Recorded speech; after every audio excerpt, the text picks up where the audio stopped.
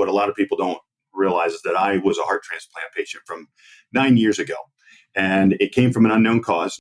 At the time, nobody discovered it. Later on, I found out that it was an epigenetic related issue where a gene was expressing abnormally and actually contributed to the cardiomyopathy. However, I only discovered it due to a neurological issue. I was getting neuropathy that nobody could explain. And later it was kind of related to the heart issue. But after I had the transplant, we thought the neuropathy would go away. And instead, it got worse to a point that it almost disabled me.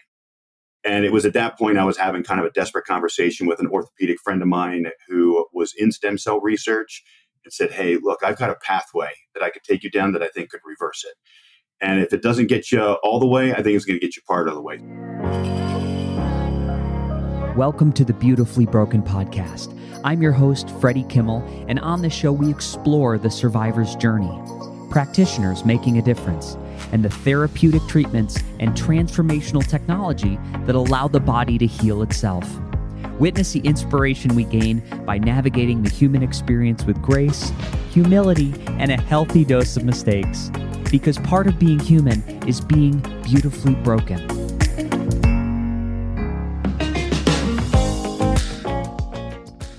Ladies and gentlemen, welcome to the Beautifully Broken podcast. We're here with our guest today, Mark Durante. Welcome to the show, Mark. Well, thank you so much, Freddie. I appreciate it, buddy.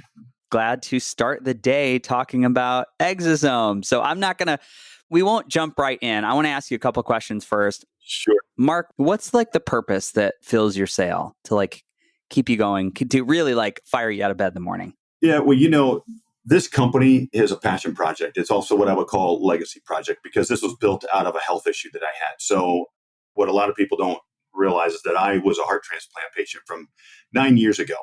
And it came from an unknown cause. At the time, nobody discovered it. Later on, I found out that it was an epigenetic related issue where a gene was expressing abnormally and actually contributed to the cardiomyopathy. However, I only discovered it due to a neurological issue. I was getting neuropathy that nobody could explain. And later it was kind of related to the heart issue. But after I had the transplant, we thought the neuropathy would go away. And instead, it got worse to a point that it almost disabled me. And it was at that point I was having kind of a desperate conversation with an orthopedic friend of mine who was in stem cell research and said, hey, look, I've got a pathway that I could take you down that I think could reverse it. And if it doesn't get you all the way, I think it's going to get you part of the way. So when I jumped into that journey, I wound up actually getting better, starting to come off of my medication. And then I hit this plateau. And like anybody that's out there, once you start to feel the hope that comes from healing, then all of a sudden it's journey on, right? It is. Yeah. At that point, I started looking for solutions. And I found a particular acellular stem cell product that I utilized. It was being studied by a heart transplant cardiologist out of Cedars-Sinai. They were having amazing results. So I started to use it myself and wound up reversing the majority of what I was dealing with, got off 100% of my medications. From a neurological standpoint, I'm still going to have to take heart transplant medications. But from the neurological standpoint, I haven't taken anything in 3 years. And so at that point, I just this became not just my own journey, but I thought, I've been in medicine for 18 years at that point, and I never even knew this was an option. And so if I don't know being in medicine, how does the public know? So I turned this into a journey to try and create awareness around these biologic applications and then created the portfolios around them to try and help our practitioners in the healing process. And from there, it's just become an innovative journey. And, you and I are talking about one of those innovations today.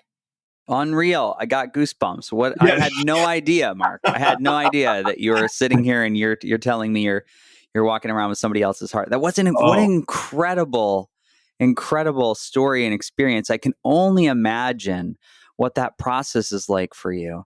I will say too, and a lot of people don't, they don't recognize the pain that's involved. And, I will say this, pain is a good thing because pain pushes change, right? And I remember sitting on the couch, literally talking to God and going, is this some sort of sick joke? Like you have me survive with a brand new heart to have me disabled with neuropathy so that I get to enjoy Netflix for the rest of my life. That's not the journey I looked for, right? And it was out of that pain started to create, hey, I'm either going to be down and out for the rest of my life or I got to find change. And it just started with asking questions that kind of led to a solution that ultimately turned into a business model. And now my life's journey is about trying to help others in that healing process. But we got to do it one practitioner at a time. And as you can see, this industry is growing quite immensely down the regenerative space. And so I just feel blessed to be able to play a part in it. Yeah, it's funny. I don't know if I told you this or not. I was in the audience like, yes, Freddie, we know I used to sing and dance. So I did Broadway music theater, for 20 years. And in the middle of it was diagnosed with cancer and Lyme, did all these crazy rigmarole, and it was, yes, pain created change. And I love to sing and dance, but I don't think somebody asked me yesterday, do you miss it? I was like, oh my God, are you kidding me? There's no people like show people. It's in a song for a reason. That's right. It's so fun. And it is like the nectar that makes life living worth it. And I don't think this is so important to me on a personal level to change the perception of what is available as far as the facility for the human body, the mind, the spirit. Through health, which I never had until it was taken away. I never realized that was a thing. And it's so important. I don't think I could set it down. Correct. I think I'm too passionate about it. No. I mean, I think I would be backstage reading articles and PubMed studies and trying to put together stacks. Yeah, it's really interesting to think about, be like, could I go back? I don't think I could. Yeah, no. And as a matter of fact, I mean, that's the beautiful part of this passion, because I'll get the questions all the time going, Mark, are you a doctor? And I'm like, no, I'm just passionate. Yeah. I mean, when you go through this and you realize that there is opportunity that other people just don't know about, to your point, you're just looking for an opportunity to express a voice, to let people know there's hope. Because with hope, we can really accomplish anything, and that's kind of what this journey's been all about. Yeah, it's a phenomenal spot to start. So we're going to talk about this. We'll put this in the sandbox of regenerative medicine and the topic of the day, we're going to talk about exosomes. And honestly, we've had one deep dive on stem cells.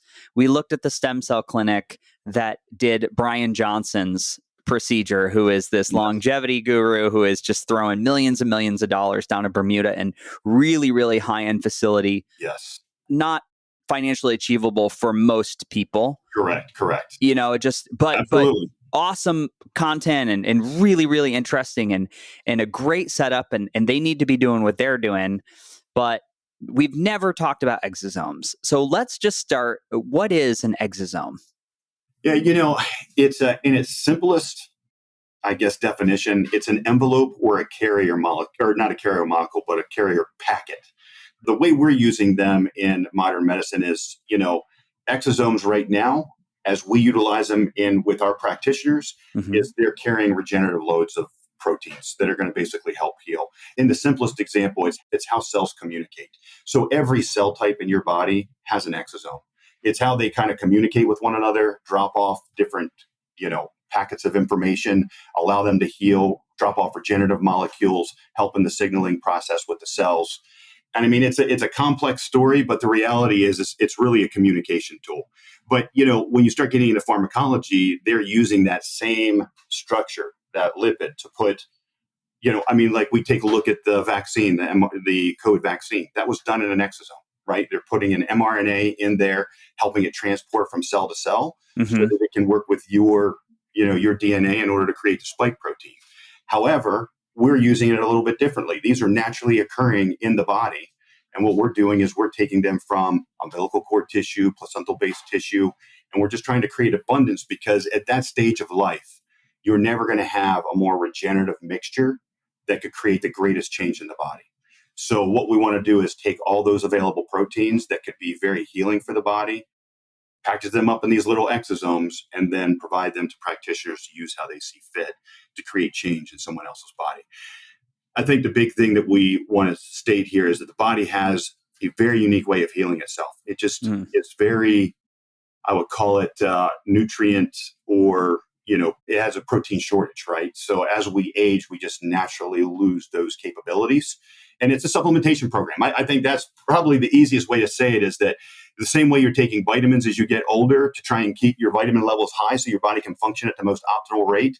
That's what a lot of practitioners are doing with exosomes. They're supplying back key ingredients to the body in a supplementation fashion, because once the body grabs those exosomes, they can utilize them and start creating major repair.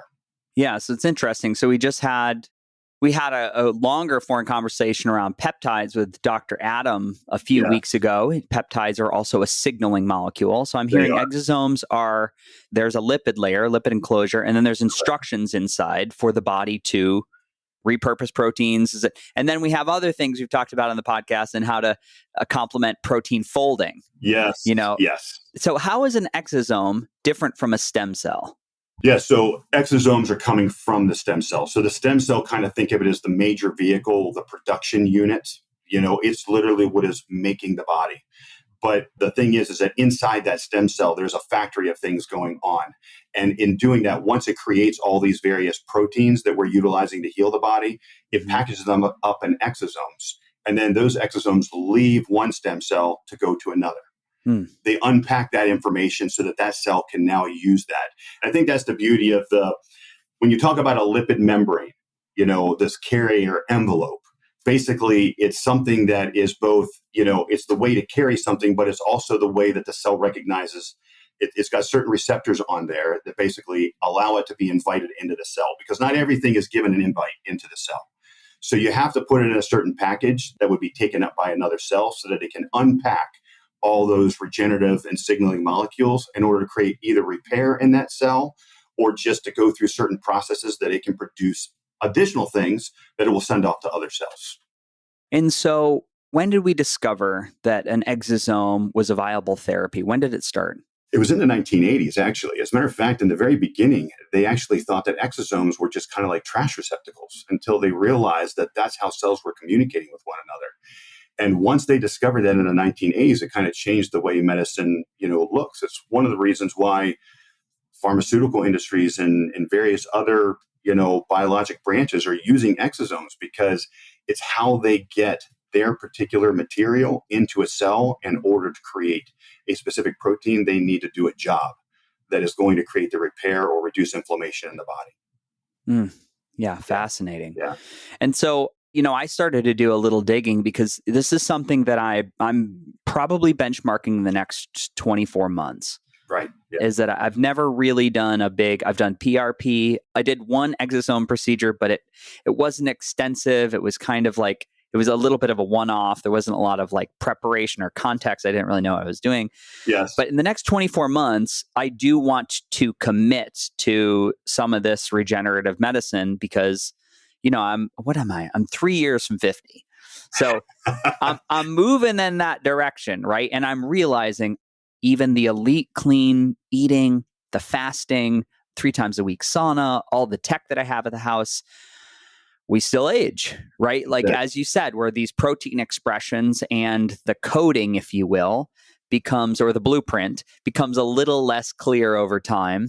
So like I'm really interesting. I never felt like I could see myself aging. And I'm like, I'll go back and look from a picture 3 years ago. I was like, wow, I was a baby. I can't believe there's like, yes. Isn't that interesting to watch that change over time? No, it is. And, it's interesting because they did a study a little while ago kind of showing that progression, because you almost can look at your quantity of stem cells as kind of the difference between life and death. Like you can almost track your progression through time, because when they were looking at it, they were looking at the amount of stem cells that were present in bone marrow at birth. And it was like 1 in every 10,000 cells was a stem cell. By the time you hit the age of 18, it was 1 in 100,000. So it had dropped off by tenfold by the time you're 18, the amount of stem cells that were present. Now, you have to realize this is the regenerative part of your body. By the time you hit the age of 30, it was about 1 in every 250,000 cells was a stem cell. By the time you were 50, it was 1 in 450,000. And then by the time you were 80, it was 1 in 2 million. But what people don't understand is that even as you're going through this loss, you're starting to get what they call stem cell exhaustion, or start a stem cell dysfunction. So how do you improve what you have to help it in its replication process, to help it in its kind of getting it back up to 100%? That's where we're starting to utilize things like exosomes and other stem cell or acellular stem cell therapies, is to basically supplement this back into the body. When the body has those raw materials, it knows exactly what to do with it in order to create change. And honestly, with a lot of these stem cells being, lacking in the body, there's nothing to help control a lot of inflammation and breakdown. I mean, you're just putting a single cell on a major workload. Like none of us could just work to an exhausted fashion, but that's what our stem cells are doing in our body. So at this point, we just need to kind of give it the raw ingredients that it needs to help it function at 100%. And then we start to kind of see that. I think that's where you hear it most age management, but that's where you have that kind of anti-aging word pops up, because truly, and a lot of the work that they're doing around the world, they're seeing a reversal in the biological age, of a patient. So you kind of have like, hey, this is my human age, and then this is my biological age. And they're showing that given the right supplementation, they can start to reverse the aging process. Yeah. And exosomes are playing a key part. Yeah. Now, before we get into your company, Mark, again, I want to just, for the audience and for my brain, can you compare? Is it like comparing apples to apples when you're saying, well, I'm looking at a regenerative procedure here, and I might go with an exosome, I might go with a stem cell. Is that fair to do or not really? No, they are apples and oranges, Yeah. and I think that's where it's up to the practitioner to make the decision what fits correctly. Exosomes, a lot of times when we look at this, we look at them for more preventative measures, for aesthetic measures, for more acute type cases. But when you're starting to get into more chronic and long-term cases, you're going to have to give such a mass dosing of exosomes that oftentimes either a combination therapy with exosomes or doing some sort of acellular or stem cell therapy becomes kind of the right choice. So it really is in your degree of the grade, I guess is the best way to put it. Yeah. Yeah, so interesting. Now, if you do look at them, there are different, I did a little research over the last 2 weeks before we had this, and there are really interesting, it looks like the safety profile from my research is much higher on an exosome. Correct. And like you're saying, like if something is really serious, then your heavy hitter, it's possible that it could be a stem cell procedure. Yeah. So, when you look at this too, and I think what a lot of people are relating it to is that when you have a whole cell, you have receptors on there that basically could cause an immune reaction when you transfer them. To be fair, it is so minute of that happening when you're using the correct type of stem cell, like something from an umbilical cord or placental-based tissue. And people oftentimes recognize this and where the immune reacts. It's one of the reasons why when you're older, you can't just give your stem cell to someone else, because it's specified at that point. Basically, the way I always kind of describe these stem cells is that it was when we were in high school and we were out there for gym class and we were being picked for a team, we're all lined up and then there's two team captains. Well, all of us lined up out there, we haven't been specified yet. We're not on a team. But then we'll call it team bone and team skin, is that as you start getting chosen, now you've specified. Well, once you're on that team, you can't be another team member. So it's kind of like, I can't, once I've become my bone, I can't mix with your bone. But when we're working in umbilical cord tissue or we're working in placental-based tissue, it hasn't been specified yet. So at that point, there's not the same receptors that could actually trigger the immune response. Now, a lot of the reasons why people like exosomes sometimes over stem cells too is because they worry about DNA transfer. I just don't think that that's something that's playing like a major role. Again, it's a non-specified target at this point. Yeah. But look, you got to be comfortable with where you're at. So when we work with a lot of things, we're working in what we call acellular products. And right now, a lot of people going for stem cell therapies are going abroad where you have those capabilities to do in mass. And in an acellular, you're either taking the cargo from the stem cell, but you're not taking the whole stem cell. And then you're reintroducing to that body as a supplementation program. Yeah. Yeah. Fascinating. Yeah. Fascinating. And exosomes are the way they're doing it. Yeah. Yeah. So with all that said, comparing exosomes to stem cells, you have a Gen 2 of an exosome that you're working with through your company. So I kind of want to learn about that as well. Yeah, so it's a way it's manufactured. So it's a 3D based exosome versus 2D. And what the 2D versus 3D is really describing is kind of the environment that those exosomes are put in. So when you look at today, most of us, until we came out with the 3D version, we're all manufacturing in a 2D. And the best description that I give people between a 2D manufacturing of exosomes and a 3D manufacturing is, think of 2D like being grown in a petri dish. It's kind of being grown in a horizontal fashion. When you look at 3D exosomes, they're grown like you're growing grapes on a grapevine. So it is fully exposed to the entire environment so that it can pull nutrition from the roots. It can pull the nutrition coming from sunlight, where you can kind of look at it going, 2D would be like an apple that fell off the tree and hit the ground. Mm-hmm. What happens is it's not gaining the same nutritional value any longer. And part of it is sitting on the ground where it's having no value whatsoever. So as you're being exposed to the environment out there, you're not getting the full benefits. And so what we're doing is, though 2D has been a fantastic measure, we've come to realize that, one, we can produce more proteins per exosome to give that greater boost. But because that exosome mimics the way it's naturally grown in the body, there is a better uptake of that exosome into the cell that is being utilized in. And so we see about a 30% better uptake. And here's the best way that I look at it. And if you just kind of want to understand why a body would choose a 3D over a 2D, is think about going to the grocery store and you want to pick out a piece of fruit. If you see a bad spot on there, you're going to put that apple back down. But if you see one that is beautiful, shiny, perfect, that's the one you're going to take home. And that's, your cells look at that the same way. So as these exosomes are floating through, it's picking its fruit. And so what we see is, because of the way the 3D has grown and how in a more perfected model it is, there's a better uptake. So now there's a better usage.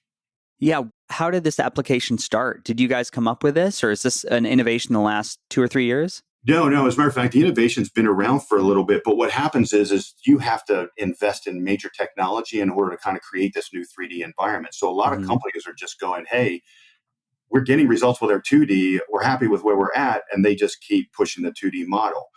For us, and again, like I say, because this is a passion project of ours, we're looking worldwide at the research that's being done. And then we're trying to incorporate the latest and greatest type of things, because, and I'm not saying anybody else isn't doing this, but as our passion project, we're not only trying to scale to make it affordable for everybody, but we're trying to produce faster, better results. And we know we can do that with 3D. So we made the investment in order to bring 3D exosomes to the country. And what is some of the research that compelled you to say, oh my God, we got to look at this? Well, a lot of it's been worldwide research. Some of our labs actually have a worldwide presence, and so they're doing a lot of research outside the United States. And 3D has been around there for a little bit. So we've been able to take a look at some of the work that they've been doing with inflammatory cases, with wound care.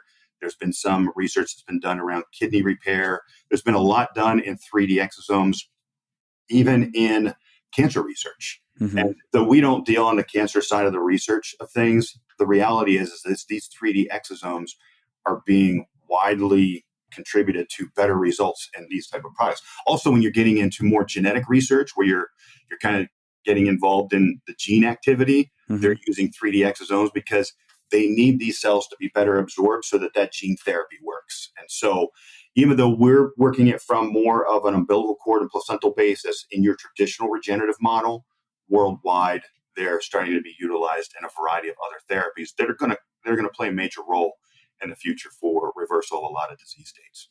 Fascinating. Yeah. Fascinating. So when somebody's considering a procedure like this, like, who do they go to? What does this look like? Yeah. As a matter of fact, you're going to go to your practitioner for sure, but the thing you're not going to pick these up in Whole Foods and self-inject or the vitamin shop. And I say that because it's like, no gray markets, it is, if somebody invites you to their home in order to get exosome therapy, maybe you should say no, but it is, but when I say this is that I say that kind of broadly because today regenerative medicine kind of ranges. I have plastic surgeons that are fitting into regenerative medicine, dermatologists fitting into regenerative, family practice, OBGYN. So it's kind of like, I'd like to tell you that there's a specific person that we target, but I think what's happening is you just get a field of physicians that are saying, I'm either tired with traditional medicine, I see where this is going, I want to be a part of the future of this. And they start jumping in, and there's plenty of research. Here's the reality of it. Last year, just on PubMed, there were 25,000 studies that were being done around biologics. So if somebody comes and tells you that they're not researched enough, it's because they just haven't been going out there and researching. Because the year before, there was like 22,000 studies that showed up in PubMed. That was PubMed alone. And you've got Nature and you've got Cell and all these different journals that are bringing forth all these studies. This is all around the regenerative aspects of what we can do next. So when you're looking at that, I just think that you want to try and connect with a practitioner who is open-minded to the possibility that we can literally use the body to heal the body. It is, and I'm not an anti-surgery and I'm not an anti-pharmaceutical, because I tell everybody I had to have a heart transplant. I needed a surgeon. I've had back surgery. I needed a surgeon. I can't live without certain medications. But I think what we're looking at regenerative medicine is a first line defense before having to go to pharmaceutical or before having to go to surgery. And if people become aware of it early on, they can prevent a lot of those things from happening, or they can delay them far off into the future. And that's what the ultimate goal is. So I think really it's kind of coming to the open-minded practitioner who is becoming well studied in that. And then you just kind of have to dig down and kind of understand, what are you doing? I mean, I remember the purple pill. When the purple pill first came on, and they didn't tell you what it was for. They just said, talk to your doctor about the purple pill. Yeah. I think that's kind of the same way that we're looking at regenerative medicine. We're going, talk to your doctor about 3D exosomes. Are they doing it? If they're not, ask them why, and try and get them connected. Because medicine has progressed, and we're just trying to be on the forefront of that progression. Yeah. Yeah. I would join with you there. I also think there's this is not something you're going to go to your GP for. This is generally, it's a functional medicine. It's a regenerative medical clinic. It's a biological medicine clinic. Correct. And in fairness too, a lot of those functional medicine doctors were family practitioners that just decided to elevate their learning into the functional side. And so you're correct, because functional medicine practitioners look at the body and look at the lab results differently. It's a little bit more expansive, so I think medicine has given this kind of general, guideline. Functional medicine is going, okay, there's so much more to this complex body we have. I think we're going to have to take a little bit more. And I think too, functional medicine looks at it going, what did your lab work look like when it was in its 20s? We don't want to accept the way it looks in its 50s. Yeah. And it's like, as time progresses, people just go, well, this is what you're supposed to have because you're just older. Well, no, actually, I don't. I can actually reverse my body to mimic more of my 20s. And at that point, I want my lab work to look like I was in my 20s, not like I is in my 50s. Yeah, I'm right there with you. Friends, I know we can all agree that modern life takes a toll, from stress, poor soil quality, processed food, and way too much caffeine for most of us. It drains the minerals from the body that we desperately need to function.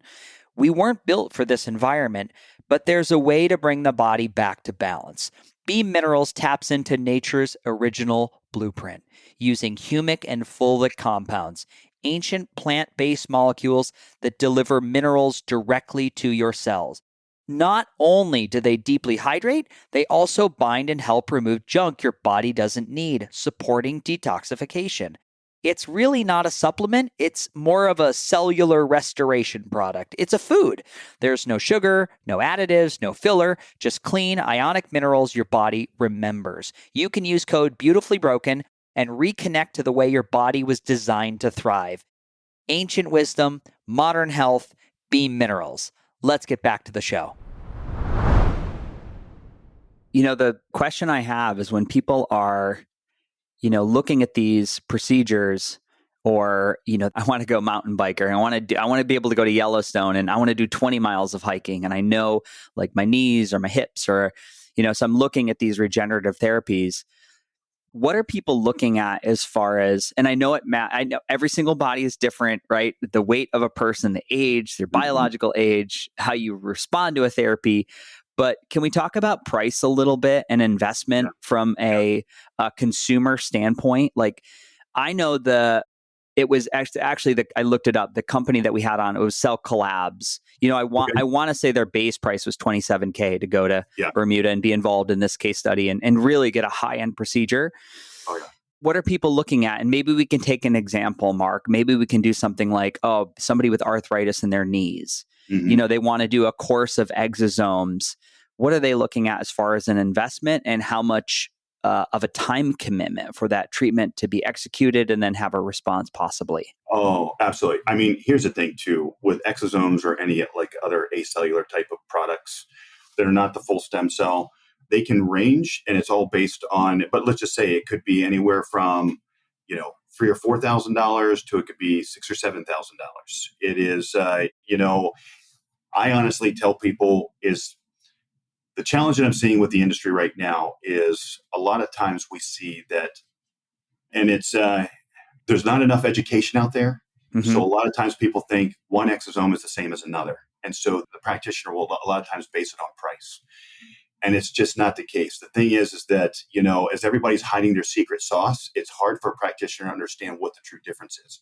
It's one of the reasons why we're trying to bring forth the 3D exosomes, because we're really trying to say, hey, there's mass differences, and we can show that just in study data, why you'd want to make a leap to a 3D over a 2D exosome. In doing something like that, could we make it more economical for a patient? Hey, look, if you can get 3 to 4 times better result going to a 3D exosome over a 2D exosome, then yes, you're not going to come back a second time.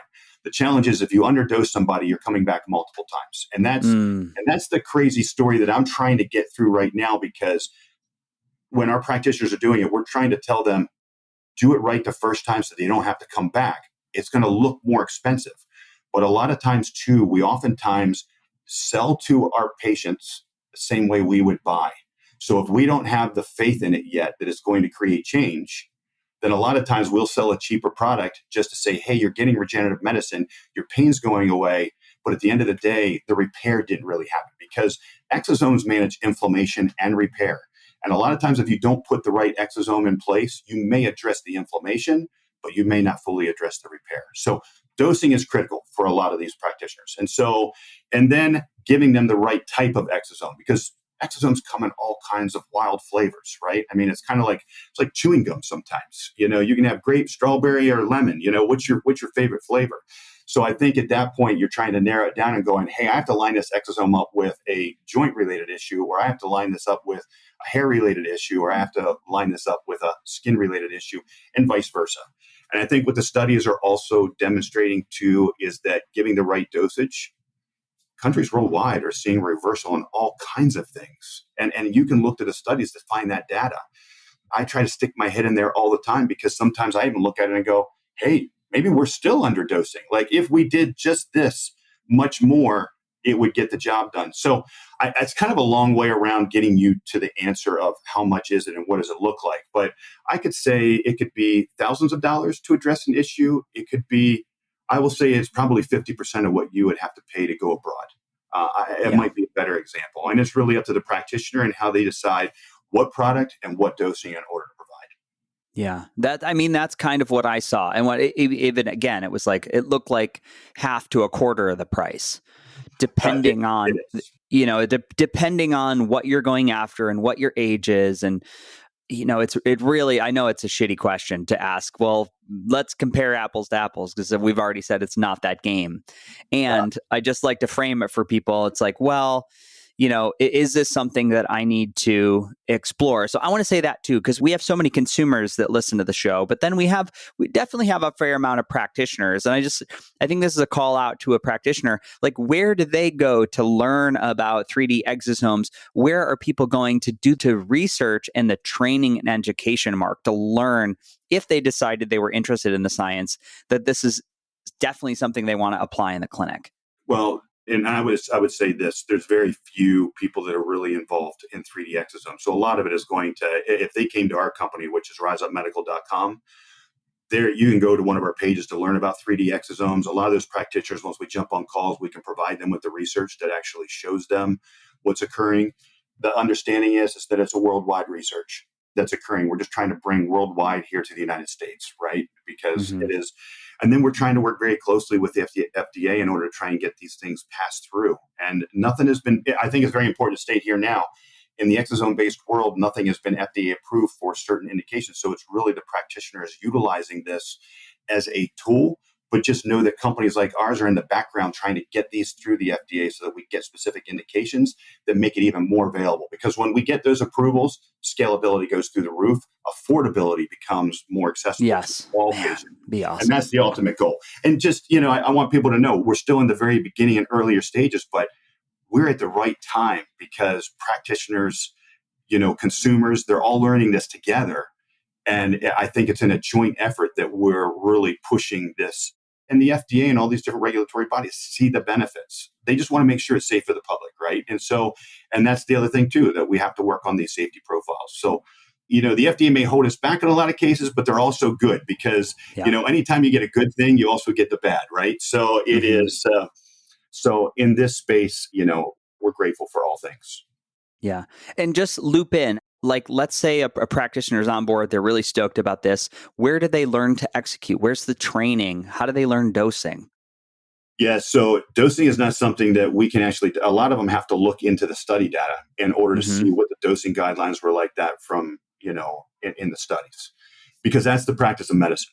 And that's the challenge. I think the key thing is that when we look at it, most people just think that dosing is standard for everybody. And you and I talked about this before. A 6'4" male and a 5'2" female shouldn't be dosed the same.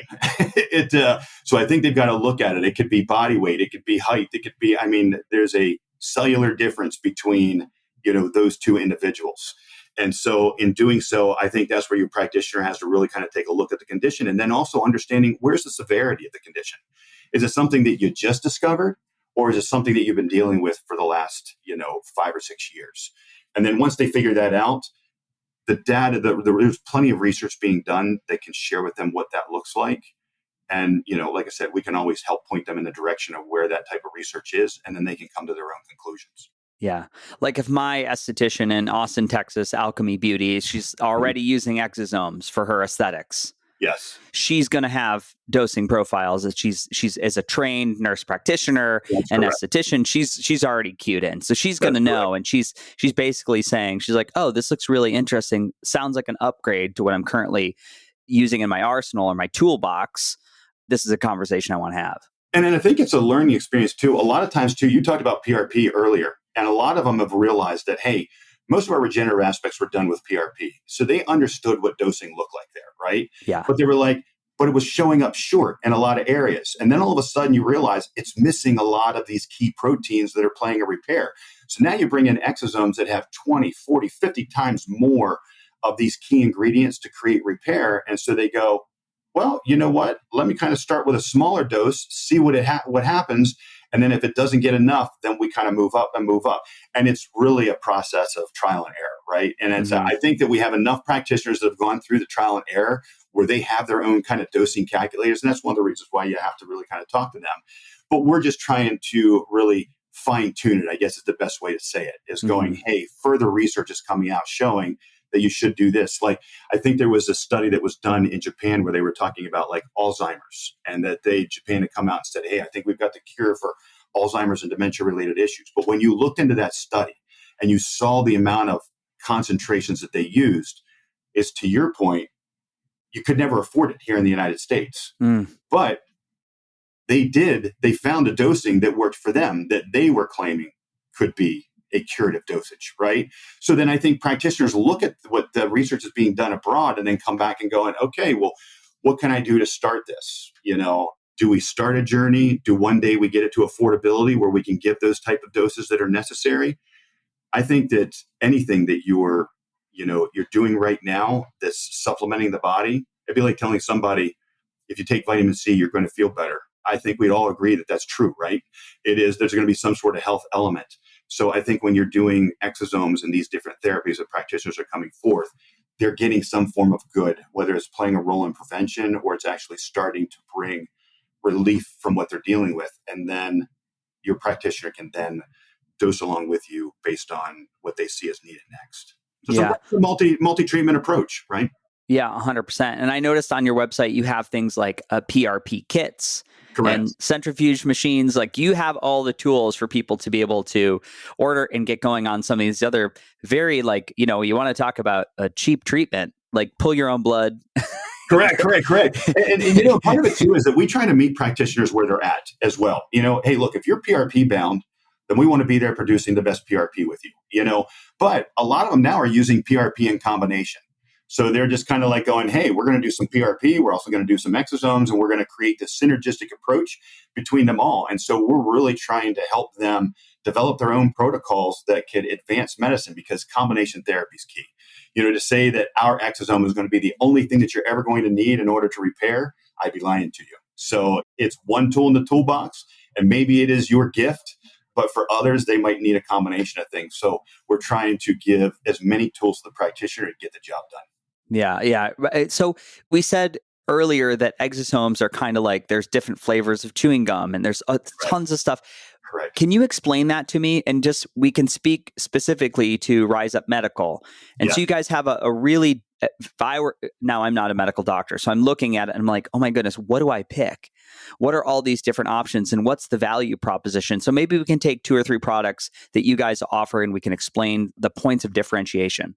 Yeah. So, and actually, I have a perfect example right now of what we're doing, because it is in the general exosomes that we're deriving from umbilical cord. I would call that kind of like your general overall wellness exosome.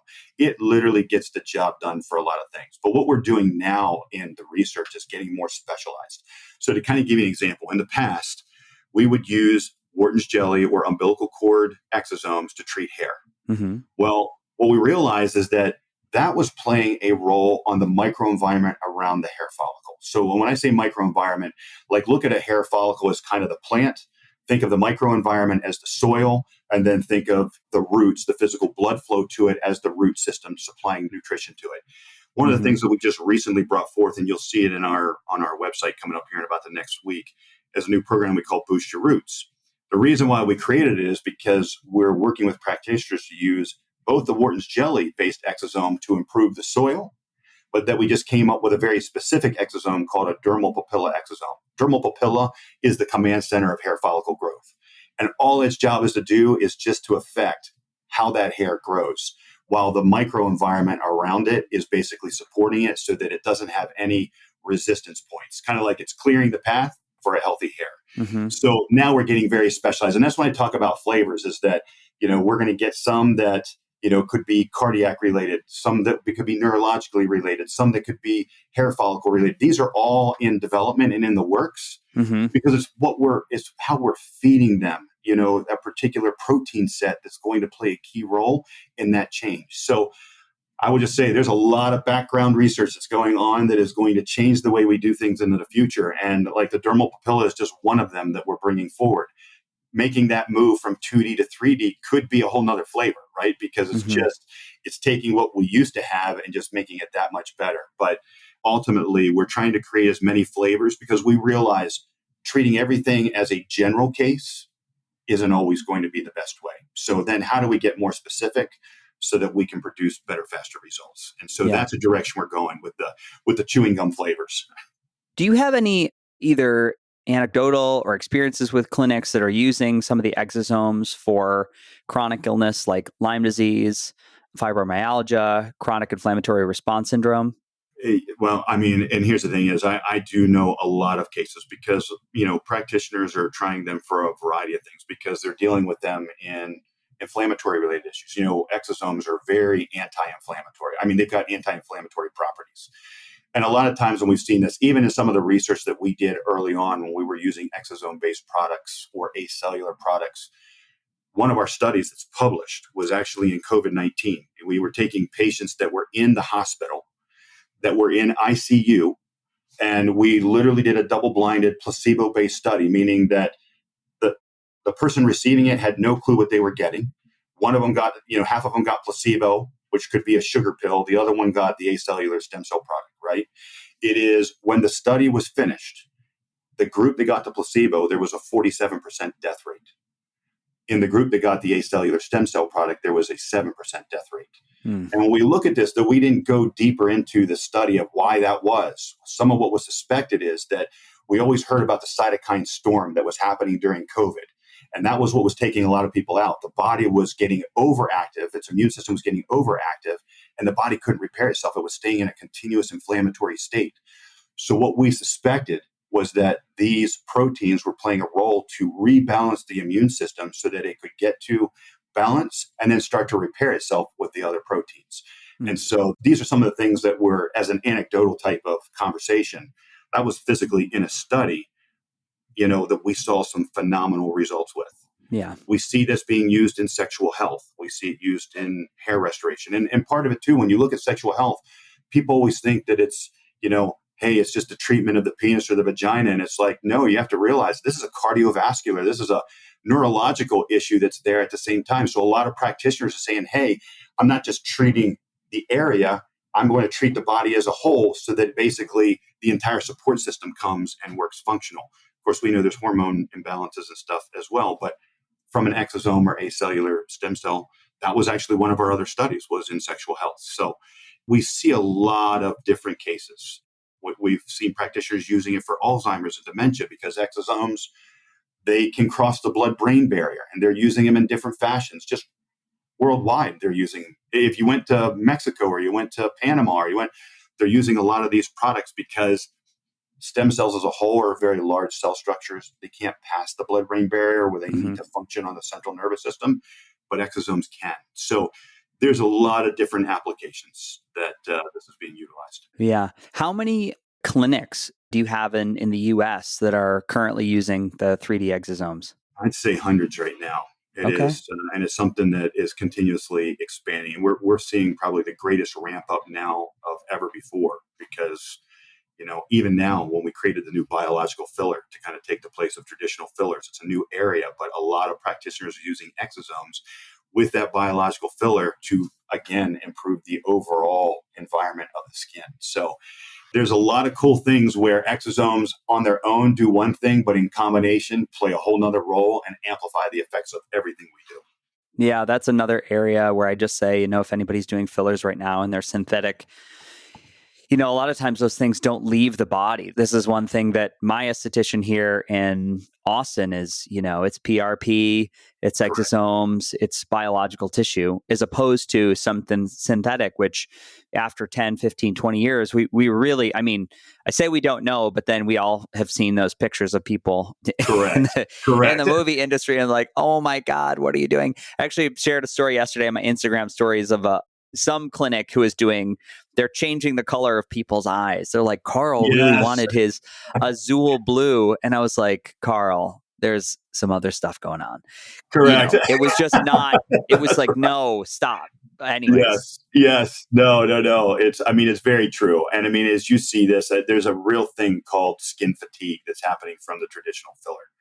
And so when you're doing that, you have to realize synthetic fillers are just creating volume. They're just trying to take up space that once was there, but isn't any longer.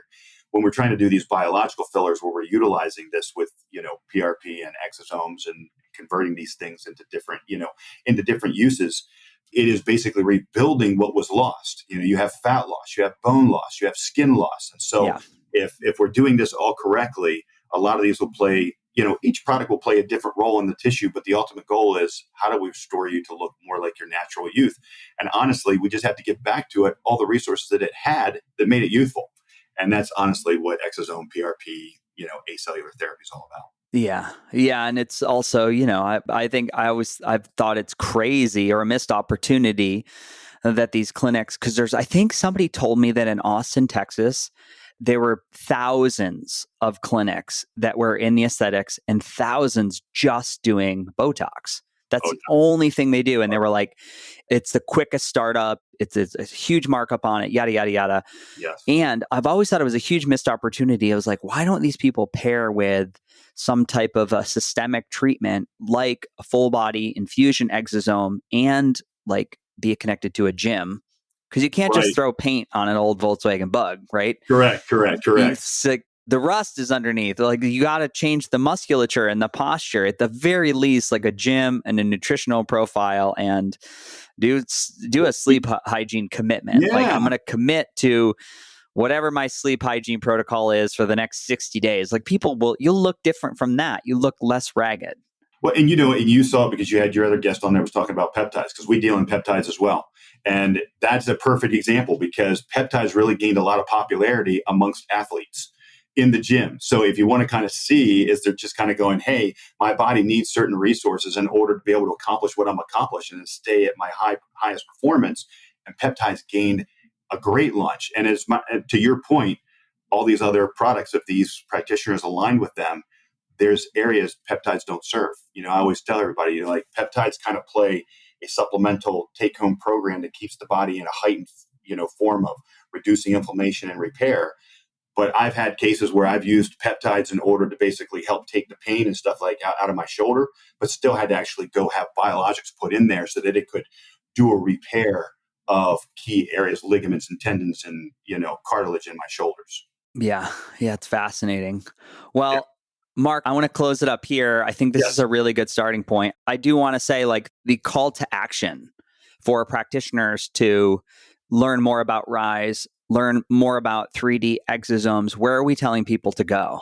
Yeah, if they want to go to www.riseupmedical.com, they can do that. They can also contact us directly at 469-269-0844. People are also, if they connect through there, a lot of them will get connected directly to myself if they want to have a little bit of a deeper conversation. But we have a full team of people, that are helping to bring this to, because I really call ourselves an education company first.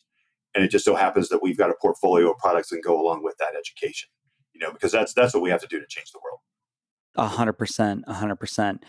And, the other thing I just want to ask, let's say I am a consumer, how do I get and I'm really interested in this, how do I start to get my doctor on board here? Is this somewhere where, I'm imagining you probably have patients advocate for some of these therapies being brought into the practice? No, we do. And as a matter of fact, not every practitioner is ready, right? So a lot of times we create a network of practitioners that if your practitioner isn't ready, we have others that are, we could connect them to so that they could get some exposure to this, because it really does start, like I say, it's the purple pill. Like, consumers have no idea the strength that they have in order to create change in the market. And honestly, we need them more than anything, because when enough questions are asked, the practitioner, and it's not the fault of the practitioner, I have to say that very much, so much information is being flown at them, and them just trying to manage a practice. A lot of times they're listening to the patient, and when they hear enough, they dig and go, there might be something here. Let me go research this. And next thing you know, a lot of those practitioners suddenly jump into the functional regenerative medicine side, change their practice, change their patients forever. So a lot of it is just creating exposure. Yeah, 100%.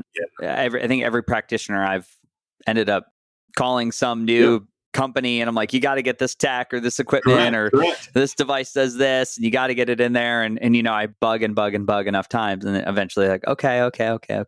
And that's it, because literally, when you get a question asked is a question answered. It's just who you asking the question to. Yeah, that's great. So, yeah. That's great. I love it, Mark. Well, super high level information. I'm stoked to, again, in the next 24 months, definitely going to be something I invest in. And really, really excited to just get this ball rolling on the podcast. I'm grateful to you because you're the voice, right? And so it is, I'm just grateful that you brought me in here, because now it gives us an opportunity to give exposure and start those conversations. So I appreciate you, Freddie. Yeah. So we have our call to action step. We're going to keep moving the needle forward and bringing on guests like this. Mark, thank you for just what you're doing. Incredible story that you're sitting here with a new heart anyway.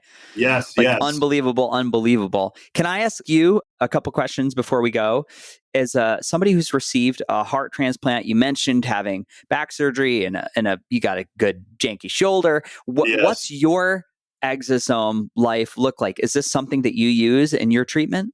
Oh, I do. As a matter of fact, I have practitioners that I go to that I consider them my regenerative specialist that, I will tell you, I've had, I had knee issues where I couldn't walk upstairs literally I was in severe pain, and I'm now almost 3 years later with zero knee pain whatsoever after doing a single treatment on one knee and 2 treatments on another. I just literally did a repair in my shoulder. I did something while I was working out, and it's been bugging me for months. And I literally just went in and did my shoulder. I've done my back. I've even done intrathecal injections, which is spinal fluid, in order to try and help with my overall central nervous system and memory care.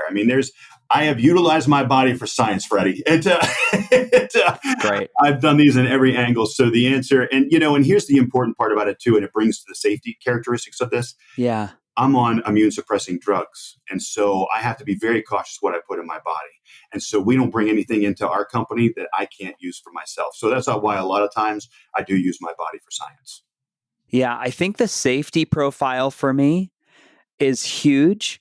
I think the idea of the cost for an exosome treatment brings it into a realm of reality, at least for most people, because we're talking about the price of a very small car for a stem cell procedure. Correct. And I think again, when we're talking about the ease of use, it's, for me, I'm hearing, well, if I'm already doing PRP, if I'm already using blood and platelets, then the regenerative properties that I can just add something like this and possibly get magic within the body. For me, as a practitioner, I'm like, guys, call Mark, reach up to Rise Up Medical. That's right. and just, no, I'm serious. I mean, I'm not incentivized to do this for Mark. Like I don't get paid when they sell equipment, but for me, it's a no brainer. Like, and here's what I say too.